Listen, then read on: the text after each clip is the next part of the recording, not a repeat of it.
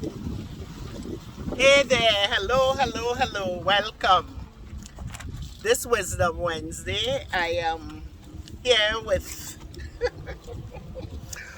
Rodney Piggott. I met Rodney at the Tobago Writers Guild. Rodney was our president there for 3 consecutive years. Rodney introduced a whole number of things. I will give that write-up when I am giving the write-up. I don't want to use any of our time talking about the multiple of things that he introduced into the guild. But Rodney is an African cultural activist. He's a spoken word artist and the author of 4 books. Rodney is also known by the stage name Rodwan. You will have to tell me how to pronounce it at some point. I'll find out. But I know that it means one who loves the weak. I will also need to find out a little more about that, its origins and stuff like that. 3 of Rodney's books are spoken word poetry, but today we are going to delve into his 4th book. I almost pick up the wrong one. And it is entitled Damn That Habit. It is subtitled How to Mentally Reverse the Habit of Smoking Cigarettes. Rodney wrote this book to assist cigarette smokers in reversing the habit without the harmful side effects of drugs and other invasive techniques. Rodney started smoking at 16 and stopped at 23. I would leave it to him to tell you all how long ago that was. He reversed the habit. For him, the reversal was permanent. And Rodney is certain that his book, Damn the Habit, can do the same for you, for all smokers out there that desire to quit. Welcome again, Rodney. All right. So, I just given only a sneak peek of what my copy looks like. I'm a miserable little parrot home, and so I have this copy here to work with. But I made some notes in mine. So welcome, welcome. Thank you, Deidre. So one of the first questions is your name, Rodwan. How do you pronounce it? Rodwan? Well, there are 3 iterations of my name. Okay. The first is the name I was born with. That's the name my mother gave me, which is Rodney. Right. And she gave me that name because it was a name that she liked. Yes. I learned somewhere along the road that it was the name of a doctor. And Okay. it was the aspiration she had. It was a nice name. She Yes. liked the name. It's a nice name. And so she named me Rodney. And I discovered the second iteration of my name while I was in university. I became a DJ during those days, and the manner in which I would DJ these parties, all the women will come out, all the women will be on the dance floor, Right. because of the way I finessed the atmosphere.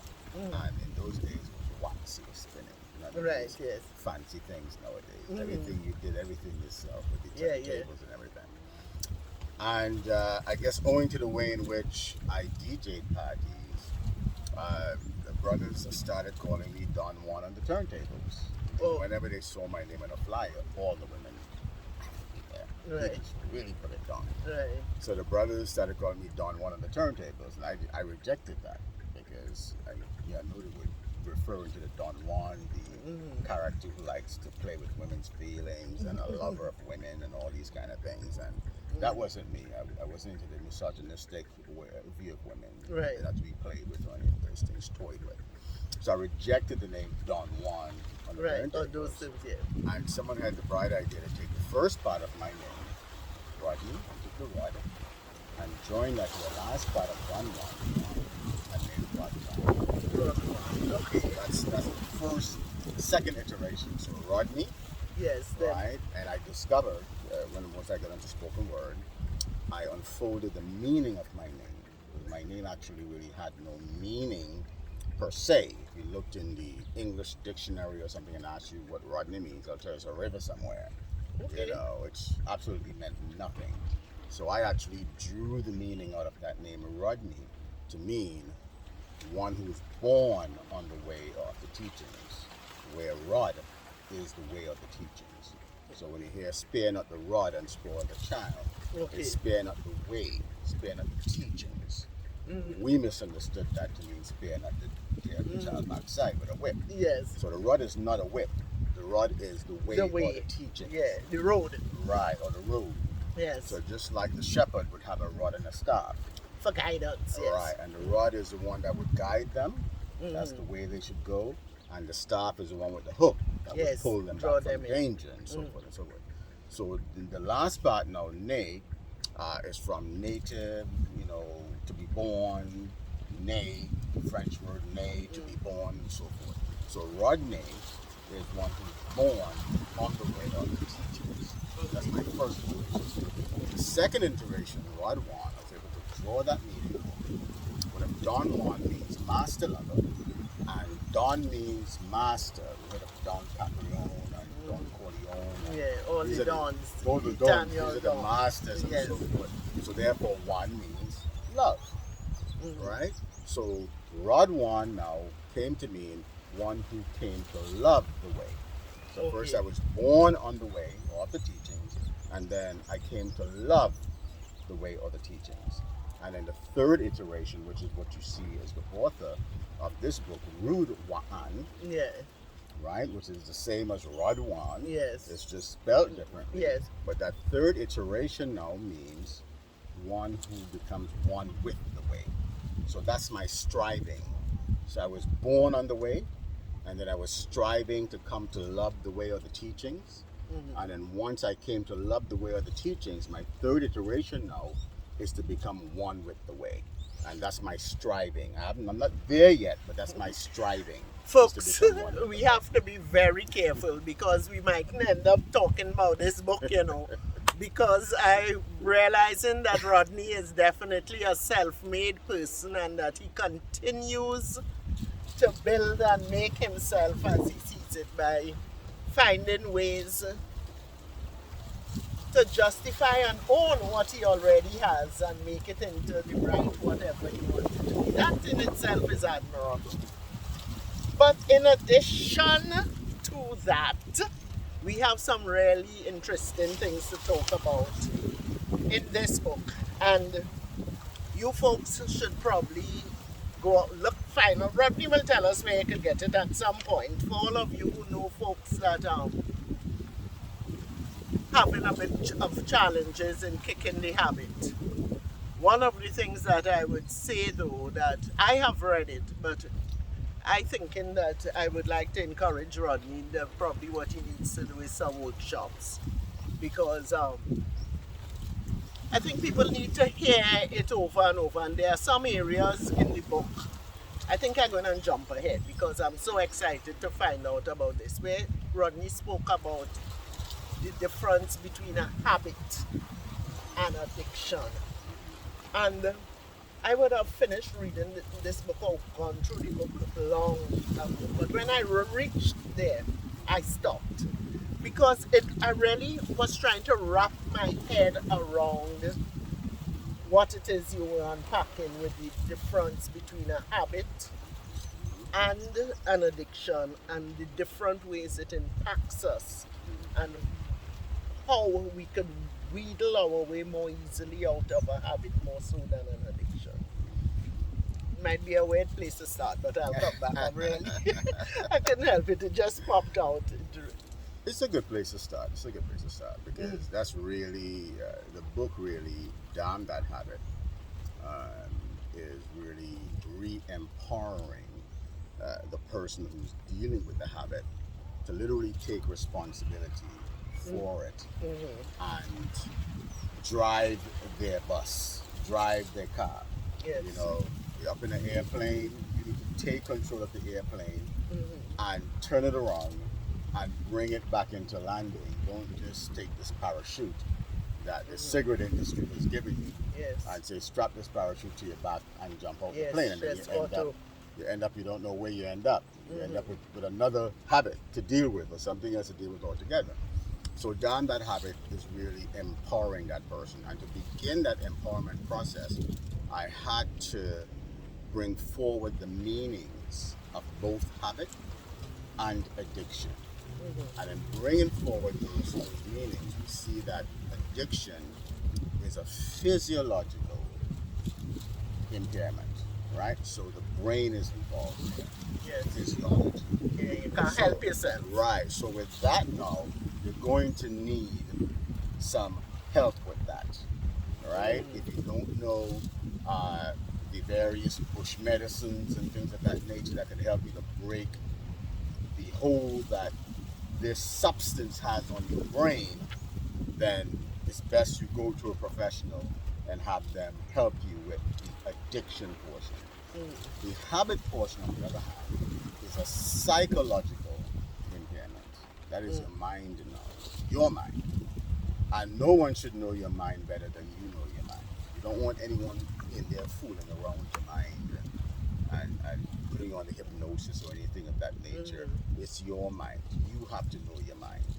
And so understanding that habit is a psychological tool, that your mind has been impaired, right? So in order to deal with that habit, you have to deal with it from a psychological perspective, from a mental perspective. Whereas with addiction, because the brain is involved, the physiology is involved, you're now going to maybe need some medicine, some kind of therapies and so forth in order to break the hold that has on your brain. So that's the understanding that I wanted to bring in showing the difference between habit and addiction. But do you think people could be addicted to cigarettes, or do you think it's mainly a habit? No, I don't think people could be addicted to cigarettes. What the cigarette industry has convinced people is that they're addicted to nicotine. Yes, and you've seen, I realize in the book you mentioned where nicotine is a part of so many things in nightshade, So whole many nightshade things, yeah. fruits. Tomatoes. Yes. Imagine how much tomatoes we eat, how much tomato sauce that we take into our systems, and no one is addicted to the nicotine. Rodney, what he said is that the cigarette industry has used nicotine, and to quote him as the fall guy, when nicotine has been used as being the substance that we are addicted to, but in fact the amount of different chemicals that have been put into it is more likely the cause. How many different chemicals you were saying that they would have?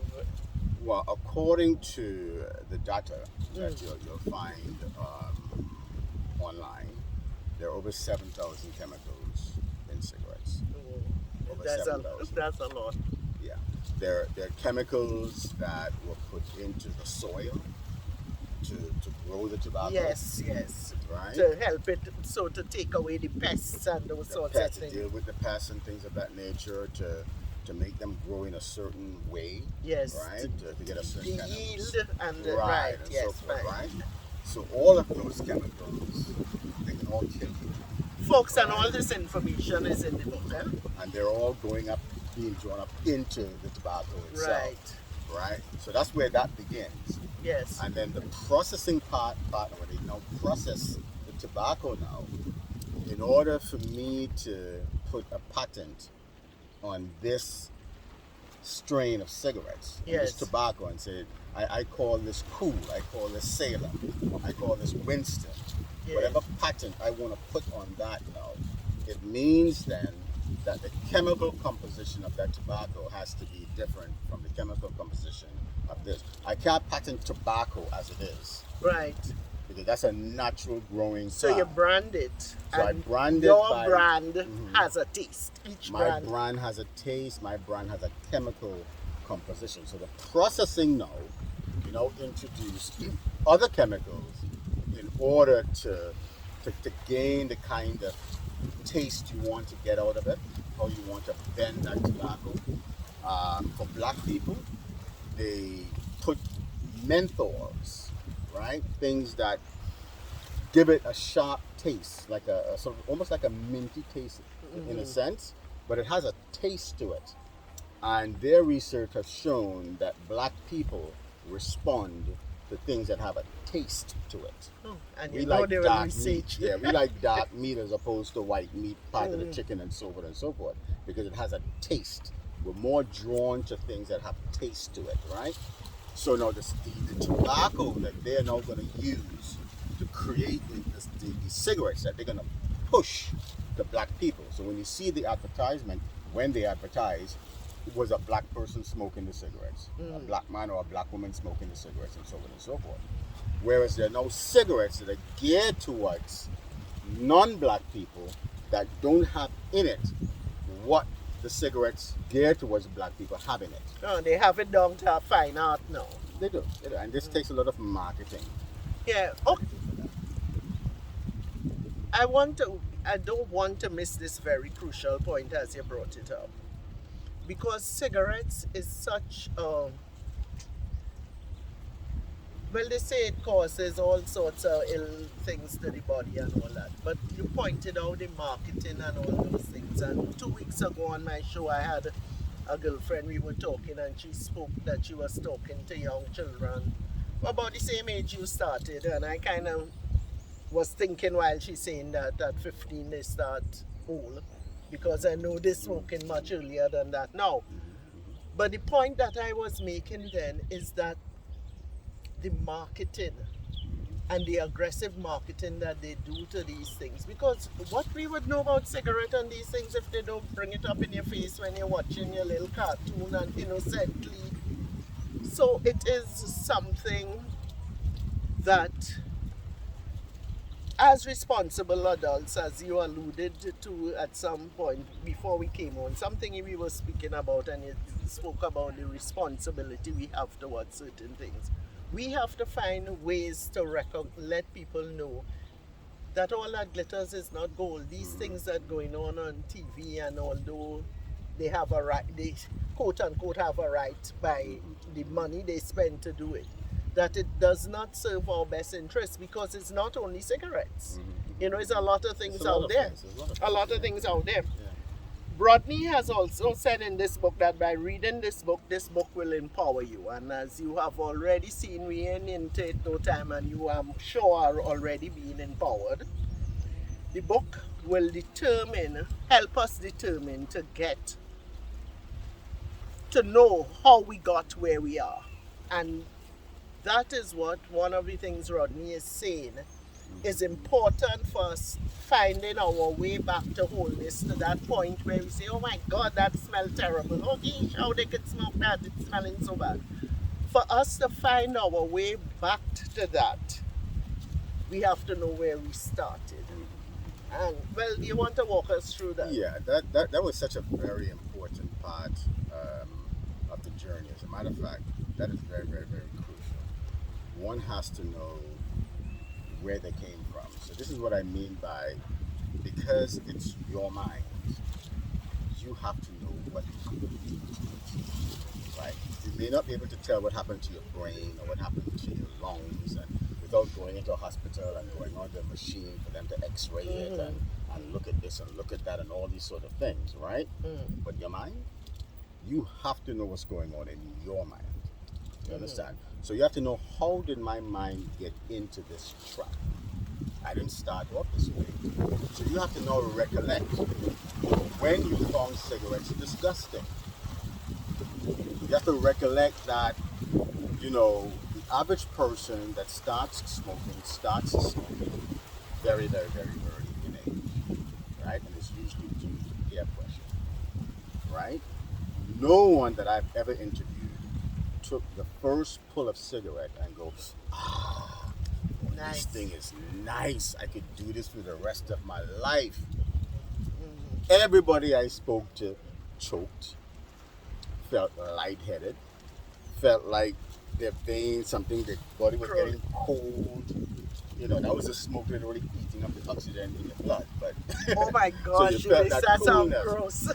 yeah, because you're moving towards death. I can remember the first time I smoked, when I started smoking. How old was I? okay. I didn't have children as yet. I had my first son when I was about 19. So it probably was very much around that age, 15, 16. I was at my sister's house. My father had daughters that were elder than me, and my elder sister, Anne, she's now deceased. Pretty, pretty, pretty. I loved Anne and idolized all the things she did, and she used to smoke. Anne gave me my first cigarette. And when I experienced what they say, skin on my face and all that, she laughed and, made fun of me and all that sort of thing. And coached me through it. You understand? So it was almost, as I'm speaking to you now, it's almost like you were shamed into saying, something had to be wrong with me. Look how she pretty, she nice, she looked so elegant with this cigarette, how she would laugh and she was so fun-loving. And then later down the road, it's something else. But the interesting thing about that story you just told, Deidre, is that was she skinning up her face when she smoked? No. It's the same smoke. Yes. It's the same smoke, right? So when she smoked, she wasn't skinning up her face because but at that time now, her mind had already shifted and had formed a comfort zone around that behavior of smoking a cigarette. So even though the smoke was doing the same thing to her, right? She was now in a different place in her mind as far as the cigarette smoking was concerned. She had mastered the art of smoking the cigarette. She felt differently now about the smoke going into her lungs. She looked at it differently. Her mind created a different picture of it. So it felt good. Yeah, but even feeling good. If I smoke a cigarette and inhale your smoke, it's two different things. Exactly. It is more palatable to inhale your own smoke after a while than to inhale secondary smoke. It's awful. Right. Because even as a smoker, when I did smoke, inhaling somebody else's smoke has to be It's a difference. Yes, it's horrible. Because the mind is almost shifts. choking you. Right. No, the reason I gave you that example, right, of how controlled she was when she smoked her cigarette, right? And I said it was the same smoke. Yeah. You notice when she smoked a cigarette, she would hold her cigarette away from herself. Right? Anyone who smokes cigarettes doesn't hold a cigarette like this. No. I'm trying to get every last drop of it. Because the smoke coming off the tip is a different smoke. It's not filtered now. Oh. And if that smoke comes off the tip and hits your nose, even you, the smoker, is going to gag on that as if this was your very first cigarette you smoked. Right. Because that is not the format that the mind has formed the comfort zone around. The mind has formed the comfort zone around you putting this object to your mouth, pulling on it, inhaling and blowing out. Anything else that goes against that, someone else's smoke in your face, right? That smoke of your own cigarette coming off the tip and going into your nose. Yes. The mind has not formed any comfort zone around those scenarios, only around the scenario of you putting the cigarette to your lips, pulling on it, inhaling and blowing out, that process. So all of that now is what is the urge the mind has formed itself around, you engaging in that process. Because this is what you insisted on doing. So how we finding our way back to that start now? How we want to begin the process of walking out of this, right? No, we're not going and tell you all everything. You have to buy the book, remember that. But we're going to at least touch on some points where we realize how crucial it is, if you are serious, that at least you could reach out and have some sort of self-help. So, of course, the first place again is taking stock of where your mind came from. Yes. How did I get into this? Look back down through your years and remember how you really felt about cigarette before you got into it. This is what you call reversing the habit. Right. So you want to reverse the habit now. So you have to start by remembering where Yes. you came from. Go back to the very beginning. Right. Because that's where you want to know, if you're looking to cross back over to that side, where you now have the experience of having smoke. But you want to go back over to the cave, right? The average person, and this will work for everyone, right? I don't know of anyone that came out of the womb looking forward to smoking a cigarette, Right. right? Um, there are children that grew up in households where cigarette smoking was normal, right? And they either don't partake at all. Because of what they Yes. see. Yes. The co-oping, their grandpa or grandma over there. Or the and just effect it looking had on awful, them as a the child. effect it had on them, and so on and so forth. So there's many reasons why your mind warned you at a very, very, very early age, before you even came close to it, that that is not a way we want to go. We don't want to go that way at all, right? You and your mind agreed to this, right? And then somewhere along the road, due to circumstances, in most cases, it's peer pressure. If it starts at a very early age, it's usually peer pressure. Someone looking to fit in. The people you're hanging with, they smoke. You know, they've been doing it for a while now. You know, and they're your age. Look how cool they look. You know, and they're so cool. You know, they're getting the girls. You know, and so forth. So as young people have this want to fit in. They don't want to stick out like sore thumbs with their peer group. They want to kind of fit into their peer group, sort of, right? And so that itself creates a sort of pressure. So if you find yourself in the wrong place at the wrong time, that pressure can be overwhelming, right? Because if you walk away, and the whole school knows, the whole peer group knows, you're a punk, you're a sissy, da da da da da da, right? So there you are now behind the school where you shouldn't be, because school end, you should be headed home, but now you find yourself hanging out behind the library, hanging out behind the school, hanging out where you shouldn't be hanging out, with a group of children that you shouldn't be hanging out with. You know, they smoking cigarettes, and somebody might have a 40 or something. They have a 40 and they passing that around, take a drink or whatever. And they're smoking. Yeah, that's where it starts. So you start and you, when you have And like me, I didn't have to go behind those You had to go schools. to where you're Somebody gave you a cigarette, or you feel the urge now because you want to fit in. You're the only one standing there not smoking. They have this one cigarette that they're passing around, right? Nobody really have no big packs. They maybe go buy 2 C's or whatever, right? And they passing this one cigarette around, you know, and it's your turn. Nah, I start off with my own something.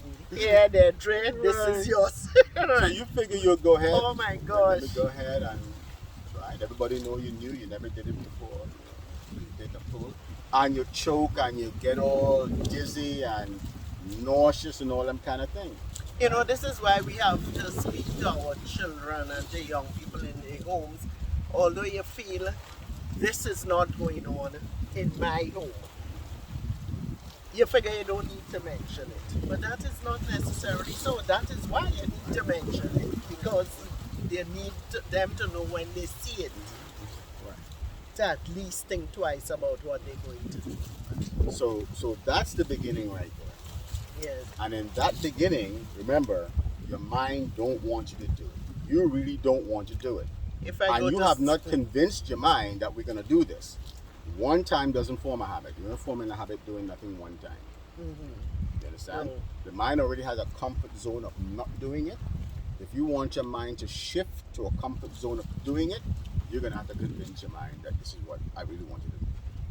Right? And your mind being your servant, your mind is there to serve you. That's why I say you have to know your mind. It's there to serve you. Right? So if you insist on doing this, and the first time you did it, you felt awful, right? But you still have to fit in. They mastered it. I could master it too. Well, we reach way past that now. We're talking about till we fit in, till we encouraging other people. And we reach the point where we decide enough is enough. But then there are certain things that you do that triggers the need to smoke. How do we overcome these things? Right. So the steps. Right. So that's what I was actually building to show you that in the beginning, your mind did not want to do it. So even though you went ahead and did it, your mind could stop you from doing it. It doesn't work like that. You could override your mind. Your mind say no, and Yes. you go, I'm doing it. And you go ahead and do it, right? But after it's done, after you're out of that scene now, everything goes back to normal. Your mind goes back to being in control. We ain't doing that again. Until the next time you find yourself in the same position and you try it again. More nauseous, more dizzy, and so on and so forth. And you do that often enough so that your mind now says, you know what? Because your mind don't want you to be uncomfortable. That's your servant. And your mind is there to help make decisions that is going to get you out of stress. So you don't stress about it, right? So because you insist on doing this behavior, and your mind knows, we don't want to do this. We never wanted to do this. We always thought this was awful. Your mind says, you know what? I can't fight you. You're in charge. You're the boss. So let me come over on your side and make this comfortable for you to do. So whenever you do it now, you don't have to worry about me and your mind going, hey, we really don't want to do this. You know? Everybody so now, on the same page. Everybody on the same page. So now that I'm on your side now, I'm going to make this comfortable for you to engage in. So why do you think you're actually mastering the art of smoking? Your mind has now made it comfortable for you to engage in that behavior. So now you're not feeling, the smoke's still going through your veins, it's still sucking up your oxygen in your veins. But now you're not feeling it. You know what I'm saying? The lightness, all that stuff, the mind has turned all that off. You're not feeling none of this. This is comfortable for you to do. It is now a habit. And that takes consistent doing over and over until the mind shifts. Right? Now, in order for you to now engage in the behavior now, because your mind now is like, hey, you really want to do this. I am going to help you do it. Even more than you may have wanted to do it.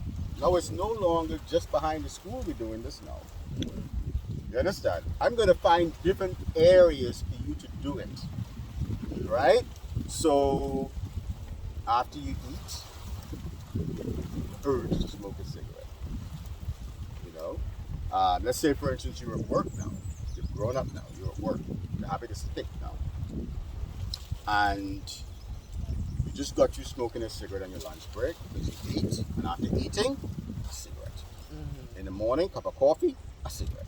All these little cubby holes now, the mind has created the urges for you to engage in this behavior that you insisted on doing. So now your mind is going to really help you do it. You understand? You just got through smoking a cigarette on your lunch break. You're out back on your job. Just got through smoking a cigarette. This character just walked up, right? They come out, they just got through eating, and they light up a cigarette. And your mind said, light one up. You see? Your mind has now created several different areas, situational habits for you to engage in this behavior. The major situational habit for most smokers is actually buying the cigarette. Yeah, you can't smoke it if you ain't have it. You can't smoke it if you don't have it. So acquiring the cigarette, there's two ways to acquire the cigarette. Either you're buying your own or bumming one from you. So your major situational habit for a smoker is actually buying the cigarette. So what the book does now is the book, where it first helps you to determine how you got into the habit, and it helps you now to identify the major situational habit and the minor habits that make up that major habit. In other words, in order to get to that major habit, you have some minor habits that you engage in. But even when stopping smoking or after having stopped smoke and all that, there are some definite triggers that people over time have to. And I suppose this book would help you with that explanation there, would help you to not fall back into these triggers so easily. Because then you realize it forces you to think, you know, why am I going to do this? What is it?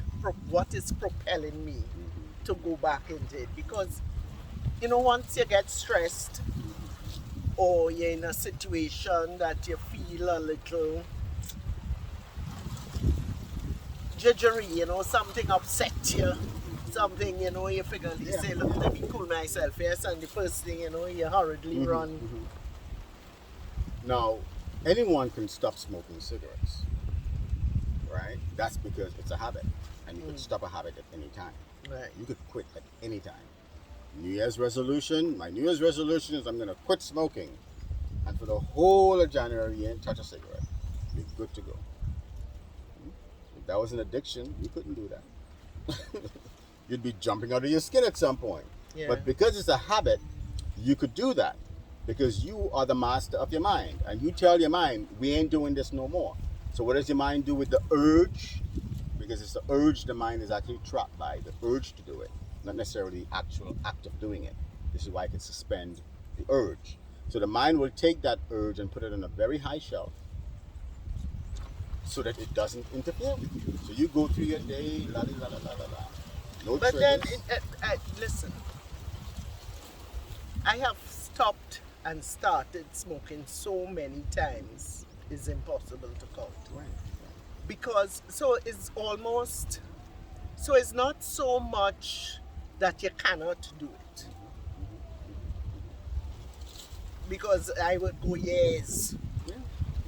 you understand? And then something happen, you get a new job, a new assignment, you pass somewhere, you see something, having to go to a high school reunion, anything that you will Anything at figure all. Right. that will bring up memories or occurrences that you're not really too satisfied with. So another thing when we speaking so much on the mind and how much the mind would take something that at first we thought horrible and have all sorts of ways that we could do it.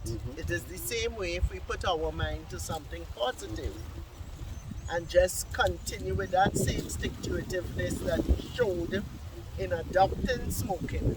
If we put it to another good uplifting habit, our mind would also be right there to work for us. But then how do we get the mind to reverse this habit? Right. And so that's where the dams come in. That's where Right, the dams yes. come in. Because you said something very powerful. I had interviewed a woman who had stopped for 15 years. She had not touched a cigarette in 15 years because she just cold turkey. The mind just took the urge and put it in a very, very, very high shelf, but it was still in the mind. It was still there. So all the triggers were still there, but the mind had just suspended the urge. One day she had a very, very, very, very stressful day at work. Super stressful. Never had a stressful day like this before. She was driving by the convenience store. She normally would get a cigarette sandwich when she smoked. When she saw the convenience store, that was the first trigger. Yes. She stopped the vehicle, got out, went inside, almost as if she was hypnotized, or her words, almost as if she was like sleepwalking in a sense. Went inside, bought a pack of cigarette, tapped it, you tap, the same memory. That's a professional smoker will tap their cigarette. Well, I probably never became professional. Tap.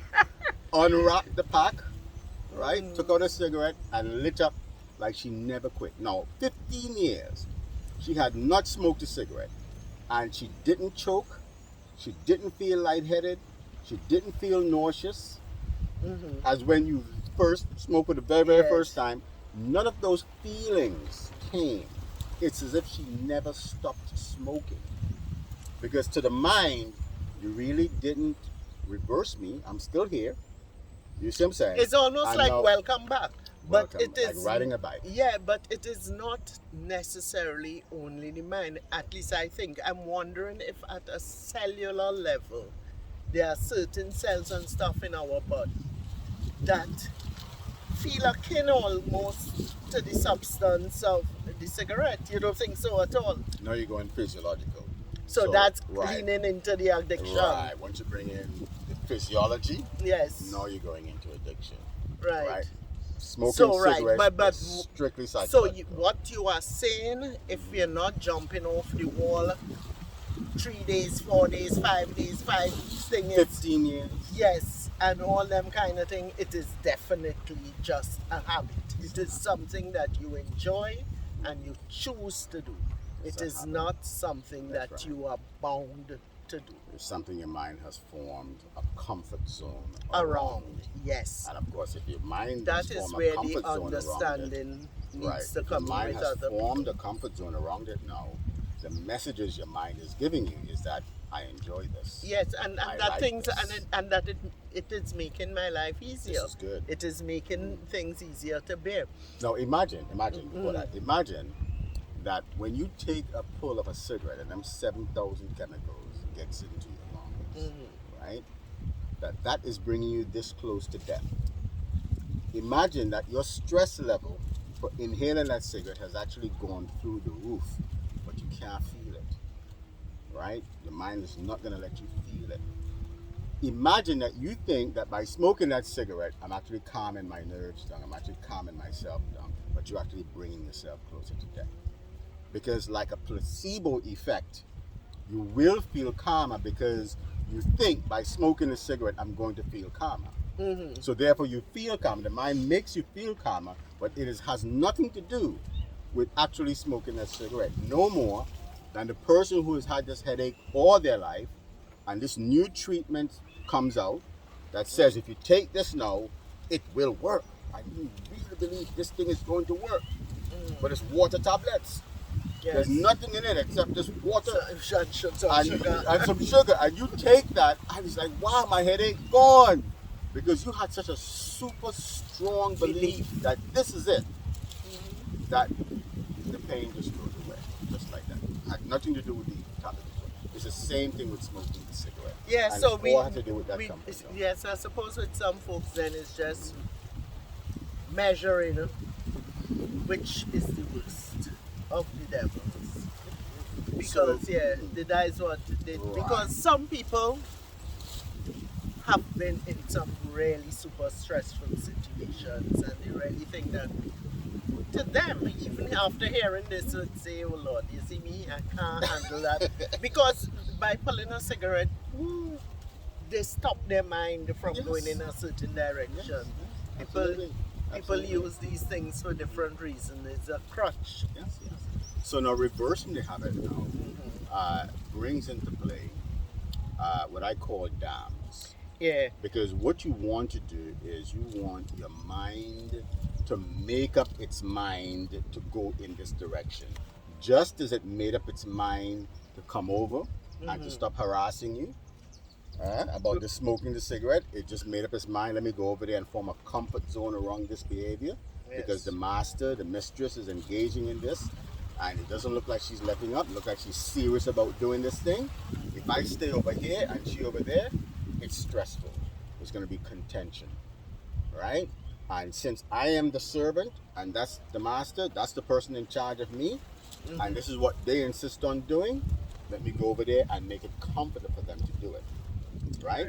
So every dam that I have set up in the book, right? And I believe there's like 3 of them. Yeah, 3 or 4. What that does is it causes the mind at each juncture to make a decision to go either in that direction or to go in this direction. And if you understand that your mind always wants you to be comfortable, your mind always wants you to be stress-free. This is why I go back to the beginning and show how in the beginning you were stressed out. Every time you smoke a cigarette, nasty, headache, vomiting, all kind of thing. And how after a while that no longer happened, right? Your mind has now formed a comfort zone around the behavior. It is now you and your mind on the same side. Your mind is not going to want to stay against you, right? That's what it says. It's about 21 days to form a habit. That is because the mind needs to be convinced that this is what you're going to do. Even if it's like exercising, for instance. You haven't exercised in decades, and you just pick up a weight just so, your mind is going to let you feel every inch of that. Yeah. No. Remember? You're crazy. We don't do that. we don't run. We don't walk. We don't pick up weights. I don't have a comfort zone around that. I have a comfort zone around doing nothing. Yes. So let's stay here, right? But you insist on doing it over and over and over again. After a while, your mind says, wow, wait a minute. You're serious? and your mind will form a comfort zone around exercising. It's the very, very, very same thing. Now, folks, you realize that this is more than just the negative habit of cigarette smoking. We are getting a lot of areas here how to deal with your mind. And in the mental dams, he insisted in each one you have an objective, you have preparation, you have a method. And so the book takes you through. It's not just talk, it takes you through what to do step by step. It speaks about the supporting activities too, you know what I mean? And one of them is a daily ration maintenance, right? So that is when you ration yourself. You say, listen, I only having three, you're only having how much? That's right. Okay. That's right. He also speaks about the importance of exercise. So he has a little paragraph on that. Speaks about the nutrients we need, drinks lots of fresh water, eat fresh fruits, vegetables daily. A total detox is advisable, you know. And he goes on to hint that detoxes that are specific to liver, the kidneys, and reminds us that we need all these things if we are to try to flush our body of the 7,000 plus things. Tell us what you speak about language and how crucial the language we use. Very, very, very, very crucial. That's like the same as the ration, right? Yes. When I speak of the ration and I show people how to ration the cigarettes that they're smoking on a daily basis. Because again, we're not quitting, we're not stopping. Right. So we're not saying just put the brakes on. Once you put the brakes on like that, the mind is going to do one of two things. Object you put in the brakes on, or it's simply going to take that urge, put it in a very high shelf. And then, And so, just leave okay, it before you remember, stick up in my last word. So you, in fact, are not advising cold turkey.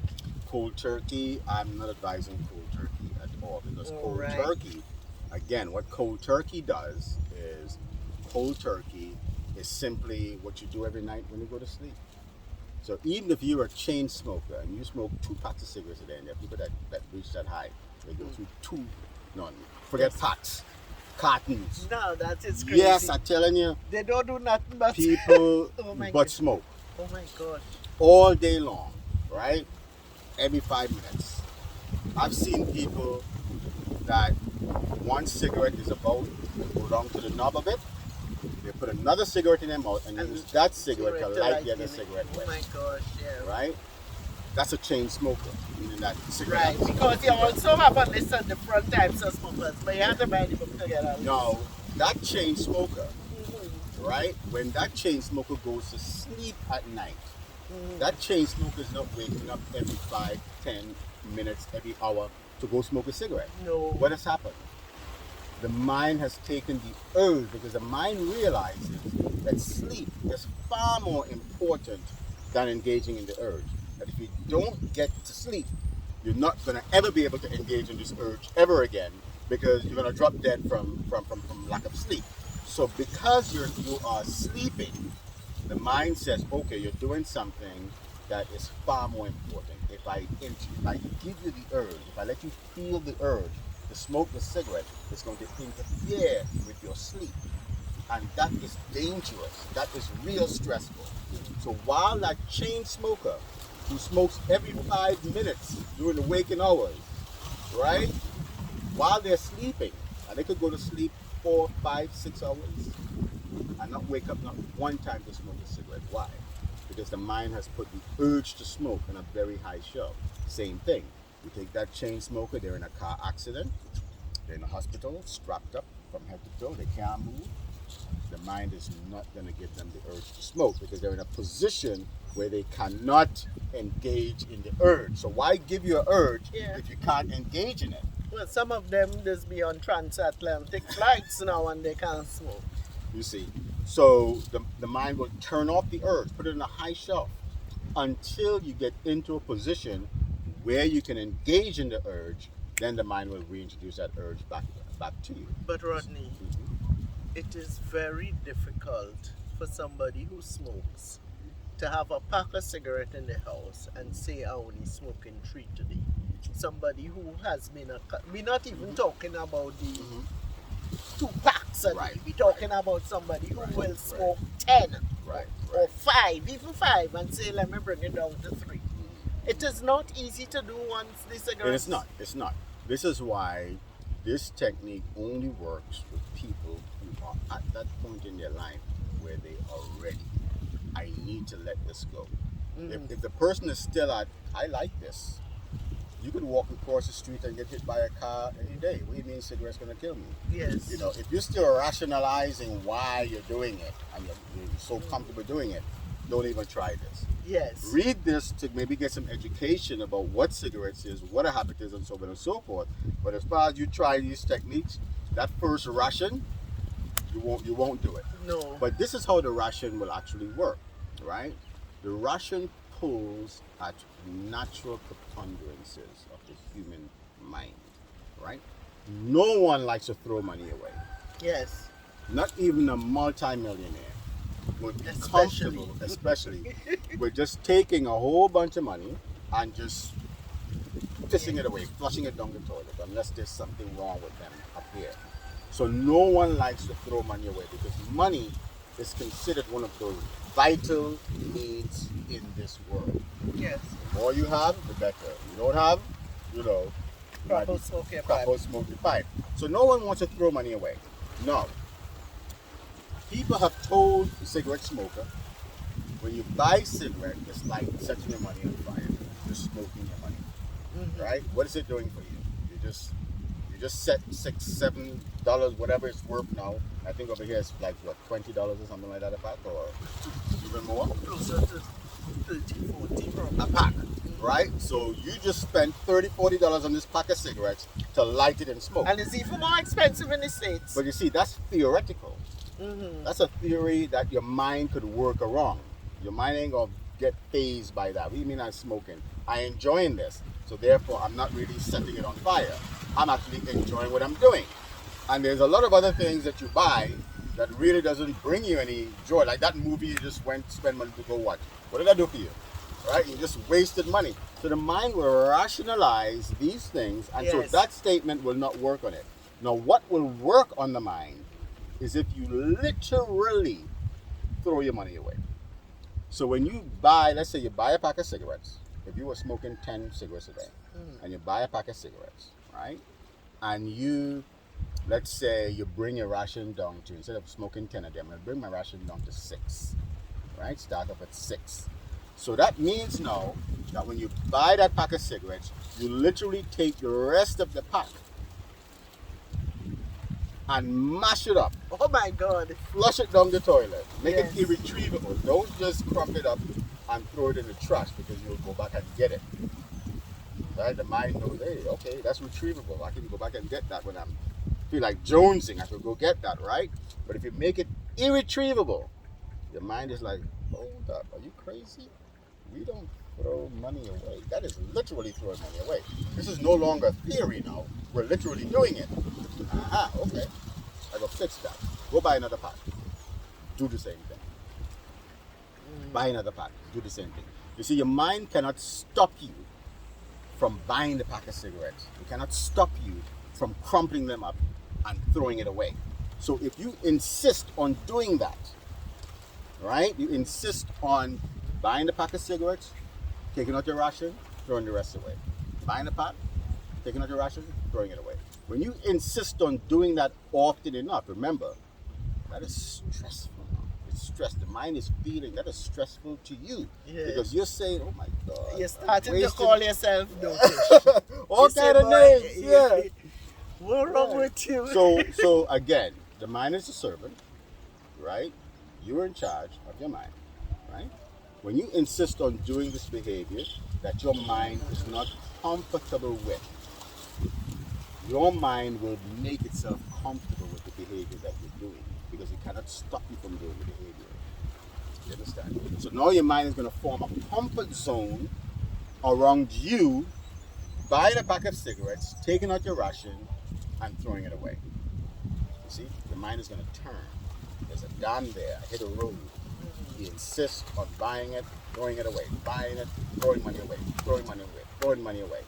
Let's stop throwing money away. right? So it's either we keep on throwing money away. This is the two decisions. Yes. Keep on throwing money away. Well, actually, three. Keep on throwing money away. Quit this book. Throw this book away and say, I can't do this. Yeah. Right? Or move ahead. Move ahead. Next step. Let me form a comfort zone around this behavior here. Right? So that major situational habit that you had of acquiring the cigarette. Because if you don't have the cigarette, you can't smoke. If you're stranded in the desert, Deidre, and you have a cigarette smoking habit, and ain't no cigarette in sight, you can't get cigarettes from nowhere, no. You won't feel a freaking urge to smoke a cigarette. Why? Because your mind knows you can't get a cigarette to smoke. Yeah, so why give you the urge? Yeah. But as soon as you come off the island, the desert, even if you hear a mirage, you might just see a mirage of a cigarette smoke and run towards it. Straight for right? that. But you understand what I'm saying? Yeah. So now your mind will form a comfort zone around that behavior. You have now gotten rid of the first and major habit of acquiring the cigarette. The major way in which you acquire the cigarette is to buy it. Because your mind knows. No, it's not going to just stop automatically like that. You might go a day or two where you're doing it. And you're doing it well, right? And then your mind says, no, you're not buying no more cigarettes. Because when we buy cigarettes, we are literally throwing our money away. So the objective now is for you to stop buying cigarettes. Yes. Now you might stop and it might last for a good week. And then after a week, you're like, I need a cigarette. Yeah. And there's no one around to bump from. Let me go buy a pack of cigarettes. No problem. Don't Yes. fight it. Go buy the pack of cigarette. And what are you going to do?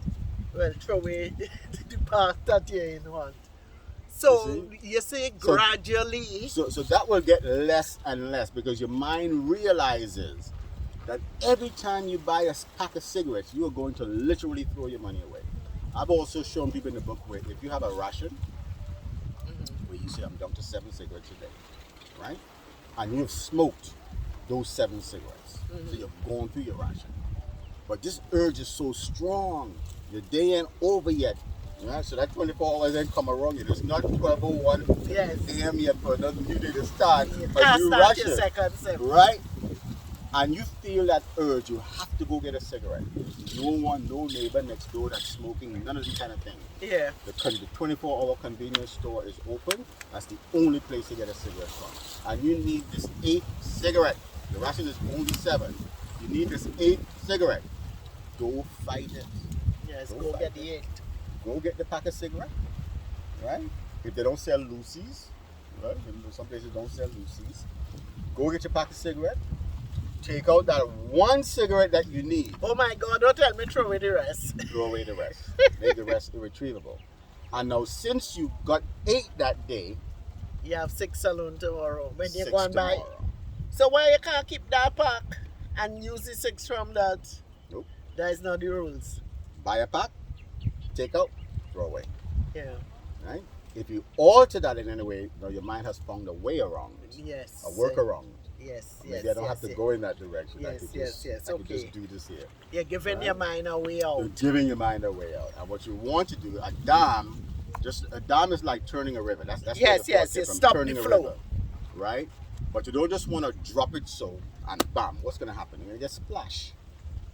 You understand? You're going to get splash. You'll get the splash. If the river is coming here as a force, and you just drop a that's brick more wall, than splash. You might get thrown down. you're gonna get thrown down. You're gonna get objections. Because you're the gonna force of water. You're gonna get pushed back.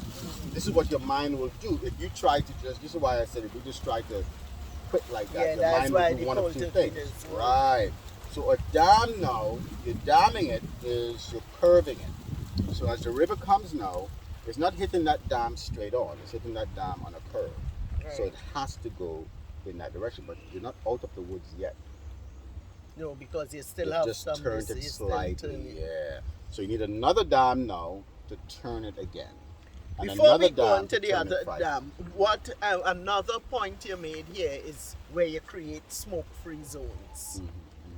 So you're saying that you can't just light up anywhere.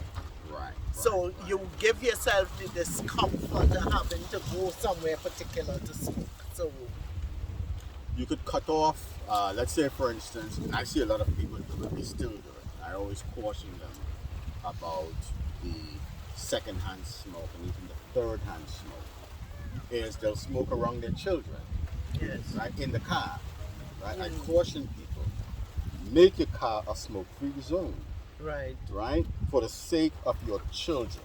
Yes. That is far more important than smoking a cigarette. So once you introduce that to your mind, that we're doing this for the sake of my children, I don't want my children to be like this, then you make your car a smoke-free zone. You make your home a smoke-free zone. So if Yeah. you want to smoke a cigarette now, Go outside. Go outside. And if it's thunderstorming outside, Really? and you need to smoke a cigarette, then you make yourself inconvenient. Yeah, but You go. grab an umbrella, find a eve to hang people- out under or And something. people do it. People do it. Yes. They do it to walk the door, and sometimes for some people, walking the door is a chance to go smoke a cigarette. All You see what I'm right. saying? And if they know about third-hand smoke, which is when the smoke gets into your clothes and into your hair, and you bring your children close to you, especially a newborn baby, and you pick that You're newborn baby up, smothering them with smoke. and they're smelling that smoke in your clothes. I also introduce in the book what smelling actually is. It's actually the conversion, the molecules is converted into a liquid form. And you're And actually then smelling turn with your out- brain. right. You're smelling with your brain. So then that liquid, right, goes in, hits the brain, and then the brain then to the mind converts that to this smells like this. This is a scent I'm smelling. But it's actually a liquid that has now hit the brain. So when you smell something, a liquid, the liquid form of that scent has just hit your brain. So that's what you're introducing to your children, your newborn baby, when you hold them close and your hair is filled with cigarette smoke, your clothes is filled with cigarette smoke. And by the way, since you've been doing it for so long, you no longer smell it. No. You no longer smell it. But when you hold them close like that, you've just introduced them to a dose of several thousand of those chemicals. Yeah. You just introduced to your brand new newborn baby, whose lungs, Pure. whose brain, Pure. and you just introduce all that to them. You see? So when people Unwittingly. understand this, when they understand this now, people confess to me that a waitress, before they go home, they change their clothes, they brush their hair, do stuff over there. They're wearing their hair nets and so forth to make sure the smoke doesn't get into Or their probably hair. even wigs. Wigs and so forth and so forth. So they do things to ensure that this They smoke, don't take it home. they don't take that smoke home. So this is something that a smoker, someone who is smoking cigarettes, can also do to limit where they smoke cigarettes. And this also helps them in prevention and habit. So limit yourself. Yes. One of the dams I introduced was once you get rid of the buying Yes. pack of cigarettes, you don't have it, you can't smoke it. So if if I go buy a pack, I'm pissing my money away, I'm gonna bum it now. So bumming cigarettes, which was usually a low intensity Yeah. habit we're going to back engage yeah. in, because you usually have your own cigarettes. Yeah. The only time I'm bumming from you is if I don't have a pack. I'll buy a pack when I'm going home, but I don't have a pack right now on me. Let me have one of yours. We And it smoke had the to be same. somebody you We know. smoke the same Yeah. brand, and it's somebody you know, because most people don't just bum from just anyone, Yeah. Unless you're a bum. unless you're a bum. That's it. Unless you're gonna bum. So now, bumming has now gone up there to the number one way in which you get your cigarettes. Oh my God, there is one sure way to do it all. I have something just fell into my very creative mind. How about if you have a neighbor or somebody in the house and say, listen, I'm going down from smoking 10 pack of cigarette. Hold this pack with me. I want your help today. I'm only supposed to smoke 6 in a day, and you are supposed to see that for the next however long the 6 going to be, that'll work. You have to No. throw it away. That will work. Ah. That's a workaround. and a genius mind will try to come up with that. But the book is very clear. Yes, Do it this way or don't do it at all. right. Right? So when you're ready to do it, then you do it this way. If you're still teetering with then you're not ready yet.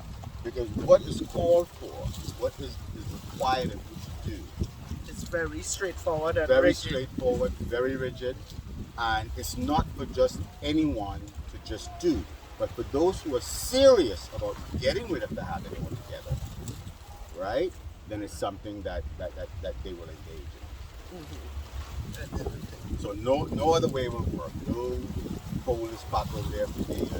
None of them fancy things. Don't give it to me if I come knocking on your door at midnight. Don't give it to me. Yes, Couldn't do it. You'll end up breaking your neighbor's door down. No. You know, it, according to how strong the urge is. Remember, the urge has different strengths to it. So that person that is a 10-pack a day, a carton a day smoker, that person, the urge for them is so strong that they are liable to do anything to acquire the cigarette. So if they tell their neighbor, hold this for me, and their neighbor ain't home, he might climb through the neighborhood. Next thing you know, they climb through the neighborhood. You might do all kind of creative things to go get that cigarette from your neighbor. So you don't want to introduce anything other than what the book actually tells you to do, and that is to, in order to disable, to get rid of the act of buying the cigarette. So that's an act, right? The mind is not hooked on buying the cigarettes. Your mind is not even hooked on smoking the cigarette. Your mind is hooked on the urge to smoke the cigarette. So it's the urge your mind is hooked on. This is why your mind can manipulate the urge. Yeah. Your mind can't manipulate. You forget about it a second. It's something you could put off. You do something else. Yeah, your mind can't manipulate when you put a cigarette to your mouth, when you don't, and all these Because things. a lot of smokers, when if they have a craft or a job or something that they do, they know for that period they can't smoke, and it's not a problem. It only becomes a problem when in what you consider smoke time. I gave the example of the person who smokes a cigarette, and it's Sunday morning and they're in church. Yes. In the middle of the pew, or maybe you're doing baptism or communion or something, and you have your little one in your hand. Now, usually around this time, you're on your second cigarette, usually around this time, but there you are, your little baby in your arm, doing communion, baptism, or whatever they're doing there. But it's something where you can't just say, hold this, let me go outside and smoke a cigarette. Right, yeah. Right? Well, so you don't even think about it then. You don't even think about it, because the mind will suspend the urge. It's the urge that the mind manipulates. It's the urge that the mind has formed the comfort zone around. So this is why I said it's a psychological issue. Not physiological. And not a physiological issue. Whereas now with the addiction, right? And I describe what addiction is. It's composed of two words. Yeah. You have ad and you have ictus. And I looked up the meaning of the word ictus, right? That means a fit or a stroke. And I was like, well, that makes sense. The ad, a fit or a stroke. Yeah, so ictus is a fit or a stroke. So what happens is that the brain gets hooked trying to figure out what to do with this substance you have put into the body. Because the brain is supposed to know where everything goes. That's your control center, right? It knows what hormones need to be released to deal with that. It knows what chemicals need to be released to deal with that, and so on and so forth. But this thing you put in there, I've never encountered this before. I'm looking through all the libraries, and I can't find this. What is this? This don't belong here, or either that, or I forgot what to do with this. So your brain now gets into the lab and is trying to figure out combinations of where this substance goes. When that substance drops in the bloodstream that the brain cannot detect it, or detect enough of it to work with, the brain will give you a ictus, a fit or a stroke. And in order for that ictus to go away, you have to add more of the substance to your bloodstream, to the brain satisfaction, and the brain will, okay, I have more, let me go back to work. Right? And that threshold keeps getting higher and higher. This is where because it's something that you were doing without in the first place. The brain gets right. Now, when it gets to the point where the threshold of that substance is no longer the way it was in the beginning. People talk about chasing the high. It's not really that. It's in the beginning, that substance could drop all the way down to zero point 0.5 before the brain say, hey, there's not enough here to work with. Yes, I need some more. 1, I need the high. 2, 3. It keeps increasing the threshold. You see, that threshold keeps getting higher and higher, right? So when it gets to the point where you just smoke some crack, and an hour later you need to go smoke some more crack, that means that it's at the level where it can't even budge from where it is. In other words, you need to add more to this for me to go to work on this. You understand what I'm saying? So that person in that condition now, when they try to go to sleep at night, unlike the habit where the mind will put that urge in a very high shelf and let you sleep comfortable for 4 or 5 hours before reintroducing that urge, that brain is like, hey! Yeah. So disturbing your sleep at all? No, right? It's terrible. It's probably very terrible to be an addict. Right. So now the brain needs more now, so it wakes you up. You ain't even sleeping now. You see? To go walk the streets and go find this thing to put into the system. Right? But let's shift, as you say that, not you and I could start smoking cigarettes the same day. Exposed to the same amount of cigarettes, be in the same places. But me ain't really feel for that now, I think. And me, 5, 10 a day, a week later. And it's the same thing with people who drink. People start to drink alcohol the same time. Some turn out alcoholics, some do not even have to drink it. You know, somebody hand them a beer and they take it. Now, with cigarette smoke, it's not going to happen in a week. Right? It's going to take more than a week for that mind to shift. Right? So I suppose that is why it's important to be telling people at an early age. You grew up in a household and you couldn't wait to start smoking. You're on your own, yeah. Right? Remember, in that household where everybody's smoking, you can go either way. You can either go the way of, I will never do that. I see how my parents are. You know, every time they're fighting, somebody have a cigarette in their mouth.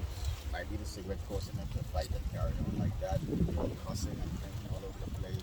Old grandpa over there looked like he on his deathbed, coughing and hacking and still smoking a cigarette. Yes. I never want to be in a position like that. I will never smoke. Another direction you can go in is, I can't wait. Because they see it as part of adulthood and responsibility and big man and big woman. You see? Now for you, the habit might kick in faster because you will now engage in the behavior more.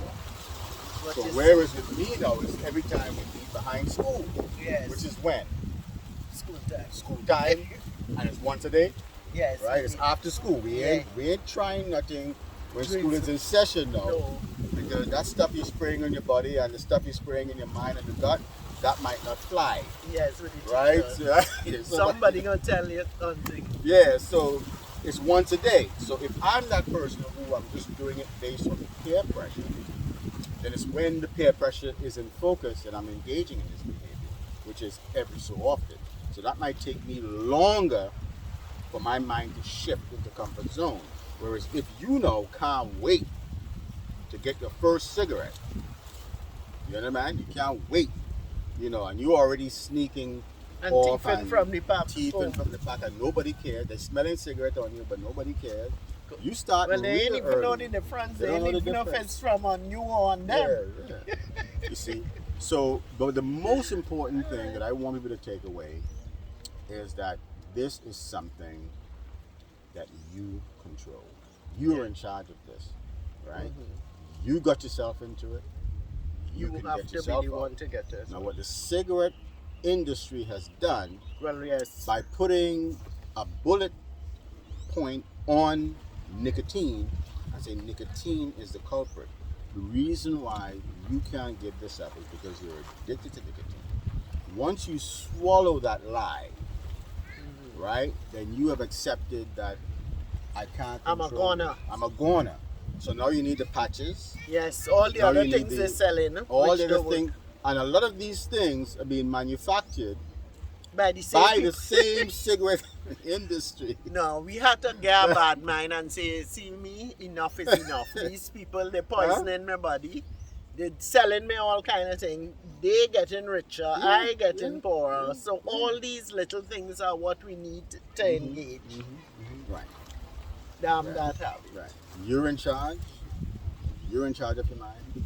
And you know we have a program now going with Cibernet dealing with holistic health, Yes, where we're looking at the body, the mind, and the spirit. yes, Right. So one has to realize that all of those are connected to our whole being. You know yes. what the Western system has done is literally divided you up. Your physical body sent to the doctor, the medical doctor. You have an issue with your mind, you go to a scientist, a psychologist. Now it's your spirit, you're feeling disturbed, you feel like you have demons or something, and they give it all kind of name. Then go see a church minister or a pastor or something. So you go in three different directions. Whereas the original system of healing dealt with the A more holistic. right. So you have a pain down there, it could be something going on in your mind that's causing that. Well, we say that everything starts in the spiritual realm in the first place. So that mind work is something that is really important to your mind. No one really knows what's going on in your mind unless you tell them. You see? But And so you know, you this have- could start a whole different conversation, which we probably, but a lot of people, even from us talking here, would for the first time come to the importance of the man and say, but really it's up to me. A lot of people just live and go ahead and don't place sufficient importance on what they believe, That's right. how they think. They don't own their emotions. You know, they figure, well, it's me, I just get vexed. Everybody know I just get vexed. You know, like if there is some entitlement, they do not see it as a flaw. They do not see it as childishness that they cannot contain their anger. Because the mind just don't work in that way. They don't think like that. They don't think like that, and we really need to start thinking about these things more. Absolutely. Again, and what you do with your program, Wisdom Wednesdays, Yeah. and sharing these thoughts with people, to let people know that they are in the driver's seat. Really, you are. You are the one that's literally flying the plane. But what you've done is you've found yourself in the passenger seat. Your plane is on autopilot somewhere, you know, and you want somebody to land your plane. It's your plane. Yeah. You're the one that got yourself up in the air, you know. No one tied you down and forced you to smoke cigarettes until it became a habit to you. You willfully picked it up, put it in your mouth. You did that. No one even though your mind was saying no, no, no. You were saying yes, yes, yes. Is you taxied that plane on the runway? Is you took that plane up in the air? That is your plane up there. So it's up to you now to get back in the pilot seat of that plane, And do the best you could. turn that plane around, and bring that plane back into landing where you took off. And that's what Damn the Habit does. It But does enables Damn you to the get back. Habit have room for co-pilots? People, what about the support that Wow. you get from? That's what the book is. Yes, The book the is book. a co-pilot. Yes. I myself, are there to assist persons that Yes. choose to embrace what is in the book and You're right. follow the techniques in the book. Then I'm also there as a support station. But the book itself is such a powerful support because the techniques are the kind of techniques that a child will understand. Yes, they're simple. They really They're put out very simple. clear. Very, very, very simple. Simple to understand, but I don't know how simple to execute. Difficult to execute. Again, that's where the level of difficulty comes in, because what you're doing again, and we're going back to the beginning, is you're making something literal that was once theoretical or something that was just words. You're throwing your money away when you smoke cigarettes. Yeah. Right? But yeah. So now the book is saying, literally throw your money away and let your mind treat with the literal act itself, You know not what? just rationalize the theory of it. Because if I give you a theory, then you can find all kind of ways to rationalize that and move it in different directions. It's a theory, so who can stop you from doing that? But something literal is happening. This is literally taking place. How many different ways you're gonna look at that literal thing? Folks are going and try and encourage Rodney. He might need to form some kind of Facebook group named Damn That Habit or some sort of thing where people could support each other and speak about their journey. That is the only way you could get in the book is show that you're in the group is to show that you have a copy of the book.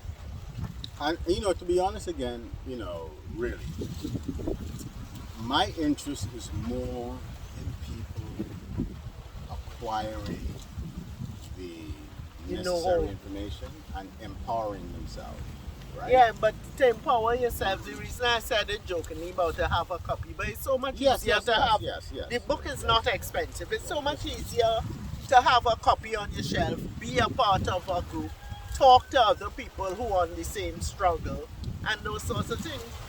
And people, again, that are ready.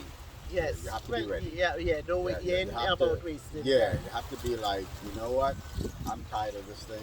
Yeah. And the more you Enough educate is yourself, enough. the more you educate yourself about what cigarette is all about. What's in cigarette? Cigarettes is not what it used to be when they first started with cigarettes. It used to be tobacco. Yes. People who smoke cigarettes, have they ever asked themselves, why is it when I light a cigarette I don't have to light it again? Yes.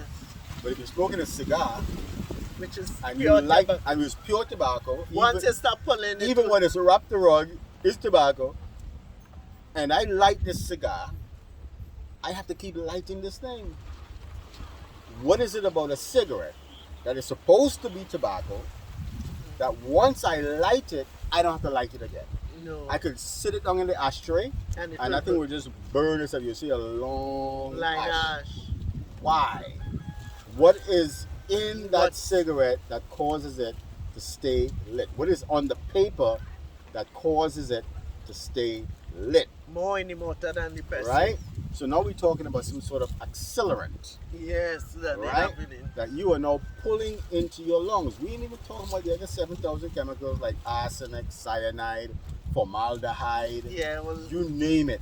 Butylene, butane, kerosene, all them stuff is up in cigarettes, right? We ain't talking about none of that. Let's just talk about what is it that's keeping it lit. Let's start with that, you see? And so once people educate themselves and come to the understanding, especially in the book it talks about the second-hand and the third-hand smoke. The third-hand smoke really, really, really did it. That's second really, hand is like you here and I smoking. The Right. third hand is third-hand your smoke clothes and is a close. You're done smoking, or maybe you don't even smoke. Maybe you work in a bar, right. and you- all that smoke is getting into your clothes, getting into your hair, And you go home with that. and you just go home just so, with all that smoke in your clothes, and you pick up your newborn baby, or you pick up somebody, Your toddler, or your toddler, yeah. and hold them. Or you sit Mommy in a loves vehicle you. next to somebody. Sitting. Yeah. So that's Just- the third-hand smoke. So when you understand how dangerous that is, and how that is actually impairing the life of little children, impairing their growth, their brain development, their lung development, you may know just your child will end up having asthma or something because of that. And you don't know that. You see what I'm saying? But you want to not take a chance with that. So if you educate yourself as to what third-hand smoke does, what second-hand smoke does, how many people have died from the second-hand smoke? They don't even smoke cigarettes, Right. but they die because wrong people who smoke and constantly they inhale and smoke. This is the kind of information that even the person who is not yet ready to damn that habit, to give it up altogether, They that need to have information it. alone will help them. Yeah, because at least they could look for safe zones. They could be more careful They could about be what more they do, careful. and keep their habit to If you themselves. want to kill yourself, kill Yeah, yourself. yeah, Don't yeah. kill, because that's what really. Innocent people. And even now in the United States, Deidre, this cigarette smoking had gotten to the point where the government realizes, look, we've made a whole heap of money off of this thing. Taxes. Yeah, One of the highest ones. Cigarette. yeah, We made a whole heap of money off of this. Cigarette companies have gotten filthy rich. They've spun off into other things. yeah, Hey, we rolling high. yeah. How many people have already died? We Let's could see if we start to cut back. listen. We start to cut back now, right? So They're they have trying now to set up. redeem themselves. They have now set up places where you can't smoke here. They have cities where you can't even smoke. Yeah, we can't smoke in airplanes Can't anymore. go You there. can't, not in bars. I used You to be see? flying a plane where you could smoke. And then you could be sitting down in a seat, somebody right next to you smoking. And then they made the back of the plane the place to smoke. Can't do it now. And then you stop it altogether. You can't even smoke in buildings now, which I find is a very good thing. Yeah, that's because they've realized now the secondhand smoke. They have enough data Evidence, now yes. to show that secondhand smoke literally kills, and how many people die from the secondhand smoke. Not even counting the first-hand smoke, the person who's literally smoking the cigarette. But those who are not smoking the cigarettes, how they are dying. You see? So to prevent that now, they've put a lot of measures in place to limit where you smoke. Right? So you want to smoke, pretty soon people have to go off to the Mojave Desert to go smoke a cigarette pretty soon. Well, not if these people in the cigarette industry who making the buku dollars have anything to do with it, no? They'll find a way. They will find a way to keep making money. Like I said, they've spun off into the methods, the aids that are supposed to help you to Yeah, give break up the the habit. and so forth, with the different patches and cigarettes and gums and some of these things you take. People develop suicide thoughts from them and so forth and so forth. They're not wholesome. They're not wholesome at all whatsoever. They, like I said, it's a parachute. You're playing, and you take this parachute and jump out your plane, and you end up in the middle of the Atlantic Ocean somewhere. More problems. So you go from one problem to another problem. Yes, from the frying pan into the fire. Into the fire, right? So again, I encourage people, those listening, that if you are a cigarette smoker and this is something that you want to get rid of, you've tried all of the New Year's resolution. This is how you know what people really want to do. Yeah. It's a New Year's There are resolution. people out there who really would like to stop. They I really want believe. to stop. Then the way to do it is to Damn the do it habit. with your mind. Damn that habit. Do it with your mind. You and your mind together. Don't work against your mind. Don't combat your mind. Don't fight your mind. You and your mind together got you into this, right? Develop this habit. You started off. You led your mind into it. You can help lead your mind out, right? You can do it, and this book will literally help you to do it. And remember, you're not addicted. It's a habit that can be broken. It's a habit you have. You have a habit. No matter how strong the urge is, it's still a habit, right? I once interviewed a woman. She was one of those women, an older, she was a granny. She was a great granny at that point. And, she was like a chain smoker. You're talking and she'd have a cigarette with her. Always have a pack of cigarette right there, with a fancy case and stuff like that, with the lighter there and everything. She's ready. Always ready. And one day she said to me, and she was a much older woman at this time, she said to me that she saw her little grandbaby or great grandbaby, little baby, with, how little girls dress up like In the Marty shoes and your handbag. imitate and stuff like that, right? And she have on a hat and she have a shawl, grandma's shawl around her shoulders, and trying to walk in these shoes, right? And she's like, Grandma, look. And she's doing like grandma with grandma's cigarette. And this woman said when she saw that, something inside of her just broke. This little baby imitating her smoking a cigarette. Yes. she saw that it's only a matter of time before it goes from imitating, To pretending doing. to have a cigarette in the hand, to actually having a cigarette. So the little grandbaby now had come to idolize her smoking the cigarette. This was real nice and cool. Well, that is basically what started with me idolizing my older sister And she said when she saw that, that's it. And she stopped smoking just like that. Yeah. Now that could happen and work for her. Yeah. Why? Because every time she see a cigarette, she see her granddaughter too. But she's near the end of her journey. Right. She ain't 30 something. Yes. You know what I'm saying? She ain't 40 something. She's a great granny. She's pushing 90. Right, yes. So that freezing the habit like that, right? Cold turkeying it where the mind just takes it and pushes it up to a very high shelf, right? That might not look to come down for another 20, 15, 20 years. By that time, she might be off the scene. You know what I'm saying? Daisies. So that was good for her.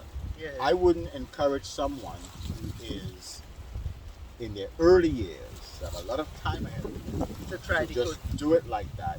I would encourage them to literally reverse the habit itself, not just. Yeah, I could see the wisdom in the reversal, because what I have found is that when you stop, when you do, you don't even know when you're starting back, but it comes back with such a vengeance. It is almost, it is fiercer. So I could see how the tapering off may help. And usually when people just cold turkey, sometimes the mind will introduce other things to take the place of that aura fixation, because it's also an aura fixation of it's something doing there. Some people just like something start in their mouth. Eat more. Yes, we eat it right? more. You see some people walking around always sucking on a toothpick. Yes, all those kind always doing. You ever have a lollipop in their mouth? They have something in their mouth, chewing gum or something in their mouth to keep their mouth busy. Right? A lot of people run away Sometimes from the does that. Stopping smoking because they find they gain weight. And it's not only the eating that gains weight. I think I read your cells plump out to the natural size or something like that. That it is. But usually it's because you they're eat eating more. more. But in any event, if it's anything else, it probably would stabilize itself at some point. They're snacking. They have not usually eaten potato chips and cookies and all that kind of thing. That's not something they normally did, right? Because they had the cigarette, right? They might drink some coffee and stuff like that. But snacking is not something they normally did. But now that they cold turkey now they find themselves eating bags of potato chips, cookies, all kind of things now that packs a lot of calories. So and those little things usually have a lot of calories in them. They're very calorie dense. And so this is what normally happens. So you now have side effects that comes with some of these other methods. The method that I outlined is a method that, one, is permanent, and two, it comes with no side effects, simply because your mind made up its mind to do otherwise. Okay, folks, probably we could end on that note. Make sure to read all the stuff I have. You will know who Rodney is up front in the... I will give all that information. We had too much thing to talk about here to talk about that, but trust me, you would love to hear. He's fully qualified to be talking about what he's talking about. So lots of love. Thanks for joining us. Till next time. Oh no, I can't go yet. I have to show you all where we are. We are at Fort King George. Isn't that beautiful? So while we were talking to you, we were looking at this scene. So that's where we are. So enjoy. Goodbye.